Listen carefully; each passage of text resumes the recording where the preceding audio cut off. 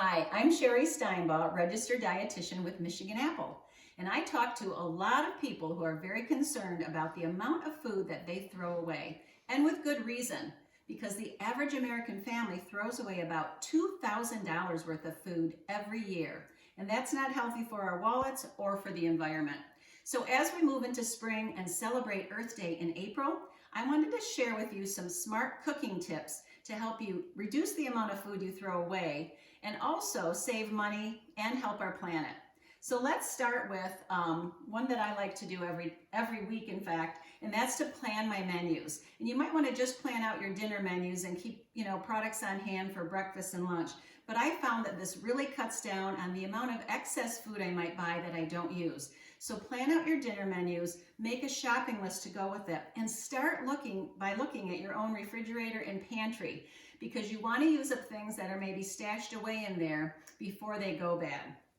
The second thing is to store food properly when you get it home. Now, of course, we know if you buy excess meat, if it's on sale, you should put that in the freezer. Vegetables and fruits should go in your vegetable drawer in the refrigerator. But if you have questions about that, I love to use an app called the USDA Food Keeper. And you can find that right on your phone. Again, any questions you have on shelf life, you can find there. And speaking of shelf life with food, I want you to remember to put those items that have a shorter shelf life at the beginning of your menu plan, earlier in the week. Things like tender greens and berries, for example. These go bad pretty quickly. Whereas if you look at things like carrots and you look at potatoes and of course Michigan apples, they have a much longer shelf life. And you can not only use them later in the week, but typically several weeks after as well. The other thing I want you to think about is making the freezer your friend, I say, because if you do have products that you buy on sale, you buy extras, or you have leftovers that you're not going to consume right away, make sure you get them in containers and freeze them, whether they're in vacuum seal bags or plastic containers, and make sure you label and date things so you use them in a timely manner. The next thing we want to talk about is using up your leftovers creatively, because I want you to not throw away all of those little leftovers that might be hiding in your refrigerator. So what I've done is put together two great recipes today. First, let's start with this kale, apple, and chicken salad that I've got here. Now the dressing that you can put on that, we've got it in the recipe at michiganapples.com. It's a very simple Dijon lemon juice recipe with a little olive oil in it, or you can use just a bottled salad dressing. But you can see we're using up the greens there. I've got Michigan apples, I've got a carrot. I happen to have an extra carrot in my refrigerator. Some slivered almonds again that I keep in the refrigerator. And that salad is delicious, bright, colorful, perfect for spring.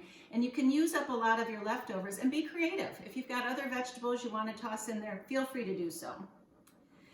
The next recipe I want to share with you is some mini pizzas, and I love these. They're made with the whole grain naan bread, and these are apple and goat cheese pizzas, and I've sprinkled thyme on there. So the thin apples are on there, goat cheese crumbles, we've got some thyme, and those bake in the oven at 400 for about 8 minutes. And then what we're going to do is simply put some baby arugula on that, and the baby arugula has been marinating in just a little bit of dressing.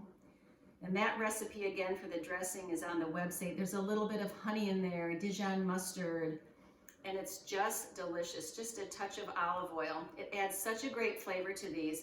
I love that they're mini size. You don't have waste with these. Everybody gets their own.